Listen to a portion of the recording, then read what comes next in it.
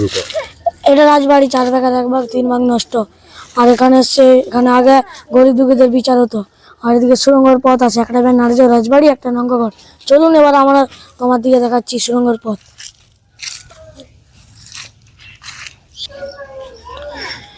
আগেকার কারেন্ট ছিল না বলে এগুলানে আগে মশাল জ্বালা তো, মানে পিতলের মশাল। এটা ভিতরে হল, এটা 4 ভাগের 1 ভাগ 3 ভাগ নষ্ট। এটা প্রথম হল, এটা দ্বিতীয় হল, আর এটা তৃতীয় হল। এবার তোমাকে দেখাচ্ছি সুড়ঙ্গের পথ, আসুন। পুরো বাড়িটা দেখলো।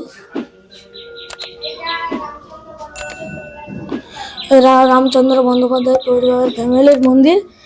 আর দেখাচ্ছি তোমাকে সুড়ঙ্গের পথ।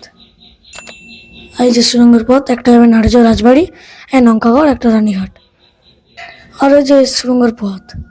250 বছরেরও বেশি সময় আগে তৈরি এই ব্যানার্জিদের জমিদার বাড়ি যে সুড়ঙ্গ পথ, এখান দিয়ে আগে নাড়াজোল রাজবাড়ি, রানীহাট ইত্যাদি জায়গায় যাওয়া যেত, যেমন বাচ্চাটি বলল। কিন্তু বর্তমানে সুড়ঙ্গ পথের প্রবেশ বন্দ্যোপাধ্যায় জমিদার পরিবারের এই প্রাচীন স্থাপত্যরীতির চারপাশেই সামান্য কিছু লোক বসতি আছে। ওইখানকারই দু একটি ছোট ছোট বাচ্চা, তারাই ভিডিওটিকে রেকর্ড করেছে। রাতারাতে এসেই প্রথমেই ঘোষালদের নবরত্ন মন্দির কংসাবতী নদীর তীরে, একটু এগিয়ে এসেই বাঁদিকে এই ব্যানার্জিদের স্থাপত্য। আর রথ টানা হলে এখানটায় খিচুড়ি খাওয়ানো হতো, আর এগুলানে ঝাঁজ শঙ্খ আর থাকতো।